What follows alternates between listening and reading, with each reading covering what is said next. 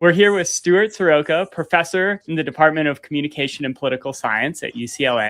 Welcome, Stuart. I'm really excited for you to tell us a little bit about the work you do in your lab at UCLA and the work that some of your students have done with Verasight. Thank you for having me. I'm excited to be here, and I'm excited about the work we've been doing. Awesome. Yeah, so maybe you can just get us started by giving us an overview of what your lab is focused on and why it matters. I'm a political scientist by training in a communications department at UCLA.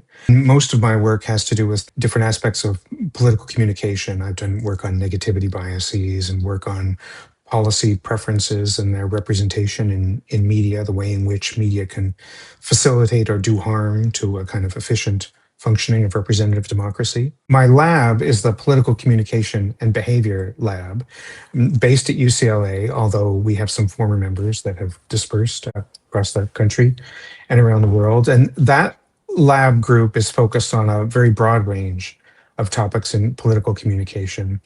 And I have several students who've run studies that involve essentially experiments embedded in surveys that they have used Verasight data for. Amazing. That sounds like fascinating and important work. Do you want to talk maybe a little bit about a couple of the student projects or student research efforts that you've supervised that have used Verasight data? Absolutely. Why don't I start with a paper by Seonhye No. Seonhye is just finishing her PhD in the department now. She's graduated and she's a postdoc at NYU starting in a few weeks. And she has a paper published in Journalism Studies. The paper is called Expressive News Preferences, Identity Signaling in News Selection.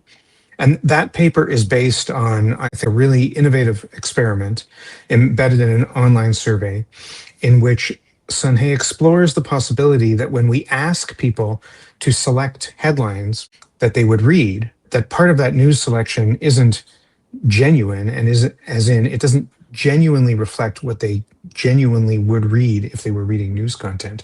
There's a kind of expressive component to it. So the manipulation for her is a standard headline selection task. And this is very standard in a lot of studies in political science and communication.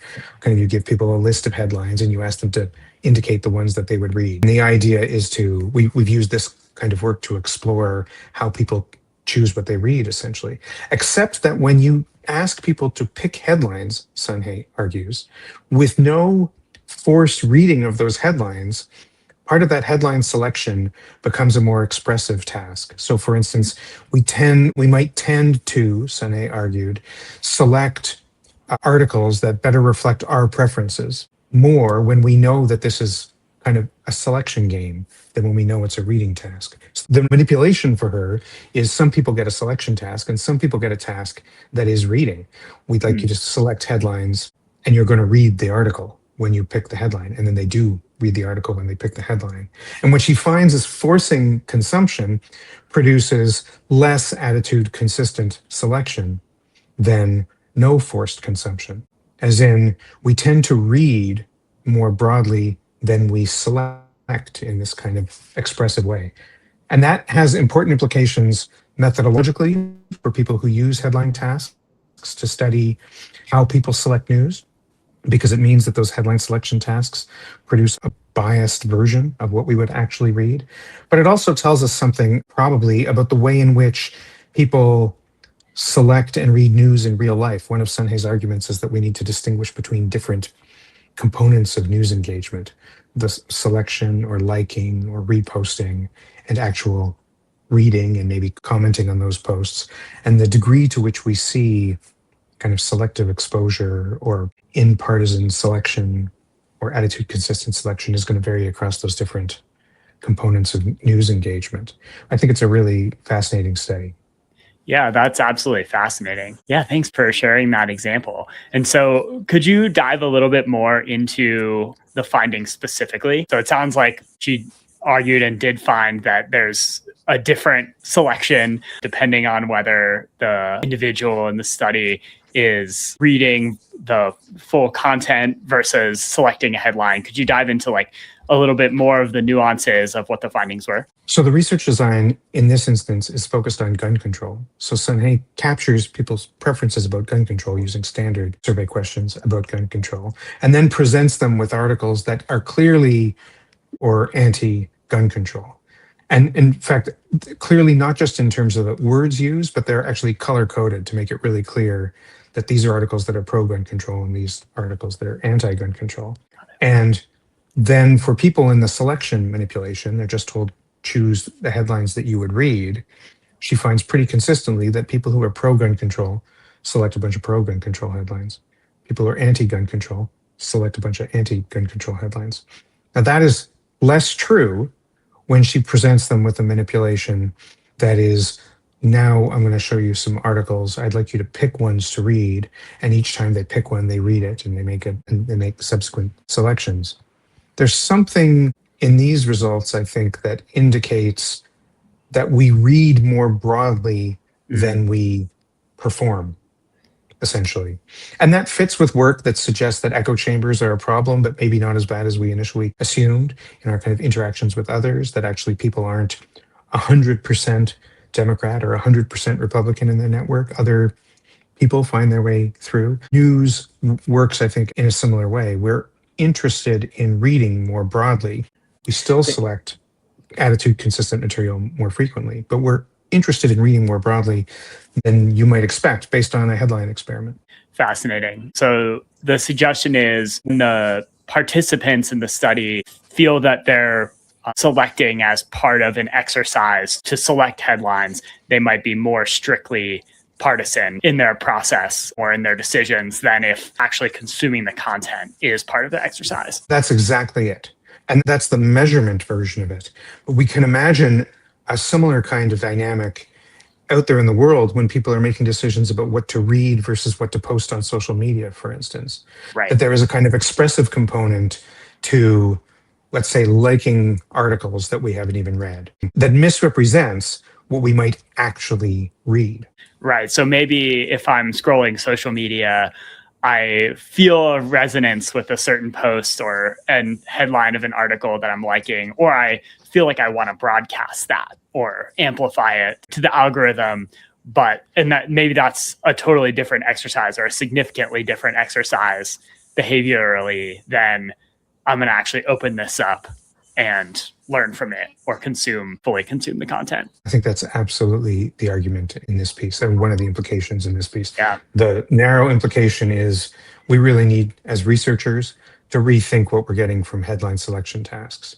Right. The broader implication is we need to think about these different forms of engagement with news content and how in-partisan selectivity exhibits itself differently when we're just liking or reposting versus when we're actually reading. This, I think, is one of Seonhye's kind of core contributions to the field. So you just mentioned kind of the implications for researchers. Could you describe that a little more? Like, are there follow-on studies that you would like to see, or maybe changes or adjustments to the approach for this kind of research that you'd like to see adopted going forward? I mean, I think the most straightforward implication from Seonhye's paper is that if what we want to capture are people's genuine news reading preferences, then we have to make space for them to actually read the article in the context of the survey. That's very costly, of course. That's like a lot of time lost to people reading articles as opposed to just picking selection tasks. But that, I think, is the implication measurement-wise for the paper, that if you want genuine, or as close as we can get to genuine reading preferences, we have to make them read. A cheaper, less good alternative, I think, if we care about real consumption preferences, is just to understand that in a headline selection task, what we're getting is an indication of genuine preferences, but also some performance. Maybe that headline selection task is exactly what we care about if we're interested in what people might do in terms of liking and reposting on social media. Right. But it is an imperfect reflection of what people read when they're actually reading the news themselves. Yeah, speaking from Verasight's perspective, definitely more challenging and expensive, obviously, to get just a longer survey, right, and a more complex survey to get people to actually read. So I could see how maybe it could be like challenging or inconvenient in some ways to like really test it appropriately if the intent is to understand people's reading preferences. But it sounds like it's important, and we now have pretty strong evidence that in order to really get the results that we're trying to study in that case, it's important to do. I think that's true. There is a more optimistic, like happier, cheaper interpretation as well. And that is that it's not like the consumption manipulation produced totally different outcomes than the Right. selection manipulation. Right. That there's a very strong correlation between those two. It's just that asking or saying that you're going to need to read the article changes the balance Right. of in partisan versus out partisan articles. So the maybe the happier for existing research interpretation is actually asking people to just select headlines does a pretty good, slightly imperfect, but a pretty good job of getting at what they Yep. read. I think that would be a reasonable interpretation too. Got it. Well, thanks so much for sharing that work, Stuart. That's absolutely fascinating and I think really valuable for political scientists and researchers and people interested in that topic. Would love to know if there's one or two more papers that you'd love to dive into as well. I want to talk about at least one more for sure. The paper we just talked about by Seonhye was published in Journalism Studies. This next paper is also published in Journalism Studies by June Luo. June was a PhD student at UCLA, and now she's an assistant professor at the Chinese University of Hong Kong, Shenzhen. Her paper is called Beyond Credibility, How News Topic and Cognitive Processing Shape Responses to AI-Authored Journalism. And it's addressing issues surrounding the use of AI in authoring news content. And I'm just going to focus on one particular result from that paper. But June runs, again, another experiment embedded in a survey in which she tries to capture participants' attitudes towards articles that are clearly authored by AI instead of or in addition to journalists.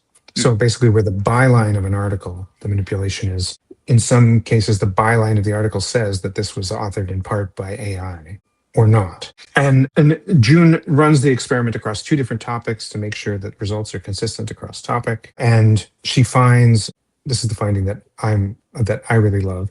She finds that people are basically unaffected by the byline of a news article, and that how much they trust the article really is about their predispositions more than it is about whether AI authored that article. Now, importantly, she also finds amongst people who recognize that the article is AI authored, that within that group, people who trust AI more trust the kind of credibility of the article more. So her results are not just random noise. The experiment did work. We can see people who trust AI more and recognize the article is written by AI. Trusting that article more. That should be what happens, of course. But on the whole, the impact of AI authorship is completely insignificant. And that raises real questions about whether audiences are sufficiently equipped to deal with journalism as journalism is increasingly produced with the help of, if not entirely by, AI. That's super interesting. So you mentioned kind of the treatment was a difference in the byline. Could you describe like exactly what, or roughly, if not exactly, what the change to the byline was, or like what the difference between, I guess, the AI credited version and the non-AI credited version was? So June uses a 2x2 experiment in which there are articles about the economy and articles about immigration to make sure that things work the same way across two topics. And then within each topic, you're randomized into a treatment in which the article is the same, but the byline is different. So the human written article, for instance, says, by Taylor Morgan. And underneath it says, Taylor Morgan is a professional correspondent for the Chronicle Dispatch. Okay, the AI written version says, by Alex Tu is an AI journalist from Algorithmic Insight, a pioneer in AI-driven journalism. So a very clear human journalist versus AI signal. And articles are formatted in the way in which we typically see articles formatted. It looks like a regular article online. The headline, kind of one sentence take, and then actually with a picture, the byline, and then the article. We see minimal to basically no impact on the whole in switching the author to a computer. That's pretty disconcerting, I think, for people who are worried about how consumers will react to AI in journalism. It suggests that they won't react at all, that we can just be getting a lot of AI journalism and we're just not thinking about it. And that's a big problem. I think that's a really important contribution June's made. That is super interesting. And I think very relevant, obviously, now and with the direction things are going. There's certainly incentive just structurally to use AI for writing, obviously, because it has the potential to lower costs. It's easy to imagine organizations responding to that incentive even more strongly if there isn't necessarily a perceived difference in how the readers interact with or consume the content. I think that's really well put, that there is a real lack of accountability in journalistic organizations if audiences are unaffected by the use of AI. When Right. June was first presenting this work to me, my initial response was, well, I mean, how much AI can there be in journalism? It's not like it's everywhere. And her response was, no, actually, it's everywhere. Wire Yeah. services are pretty explicit about their use of AI. Explicit, Right. not in the article itself, but they have like a post online that says, this is how we're using AI. But there is a lot of journalism that right now that is informed, at least partly, if not largely, by AI models. And that means that insofar as there are biases or gaps in what AI knows, there are biases or gaps in what that journalism is going to be able to produce. Yep. I think we want human eyes on these things. And ideally, we would like for people to have a degree of media literacy, essentially, that allows us to at least assess the article that we're reading in Right. light of whether it's been written by a human or a computer. Well, that's another really fascinating and really important research project and paper. Is there any other work you'd like to share before we go, Stuart? Let me give you one more that's a little bit different. Nate Clark is a PhD student in the political science department at UCLA right now. And he's just, as in 2 days ago, it was finished, just fielded a study with Verasight in which there are some embedded videos, an experiment in which he's playing with the way in which people interpret news content when it has or does not have music. Because social media platforms increasingly have made easy and pretty standard the kind of layering of music over news content. Initially, we didn't see it so much in professional news content. We saw it more in like individuals' posts about their dogs and things. But it is increasingly now a part of just like standard news organizations news posts on TikTok, for instance. We know that music can engage different emotions very effectively. So, and we know that when we are feeling different emotions, we encode information differently. So the choice of inserting music and inserting one song versus another song over an otherwise, let's call it objective news article, might change pretty fundamentally the way in which we respond to that news content. This, I think, is a really interesting, exciting take on the way in which platforms are changing news consumption and maybe the way in which we understand the world around us. I think Nate's making a really interesting contribution there. Fascinating. Would you want to just describe briefly I guess, is the survey still in the field or did it? It is only just out of the field. So Okay. Nate has no results yet. Just this terrific idea and then a survey experiment to capture it. And the manipulation is straightforward enough, right? The manipulation is inserting, I mean, you're randomized into treatments where you're getting the story with music and getting the story without music. And that is surrounded by questions about policy preferences and beliefs and the credibility of the content and the believability of the content, whether the content seems like a real news story or not. It might be that the difference the music makes is about how we understand an issue, like homelessness, for instance, which is one of the issues in his content. But it might be that the music either makes something seem more credible or professional, or less credible or less professional as well. But so far, I've seen none of Nate's results yet. I'm very excited about what he's going to find. Awesome. Well, that's a perfect reason for us to talk again sometime in the near future. Super excited to hear the results from that study. And thank you so much for sharing and going in depth with me on all of the important work your researchers and students have been doing. It's an honor and a privilege for us to get to work with your students and researchers on such important topics. And I really appreciate your time, Stuart. Yeah, thanks so much. And I appreciate your letting me talk about the student papers too, because I think they're really cool. And of course, promoting their work is important. I loved it. You're clearly very passionate about your students' work. So I think it really comes through, and I think it'll come through to the audience as well. That's great. Thank you very much.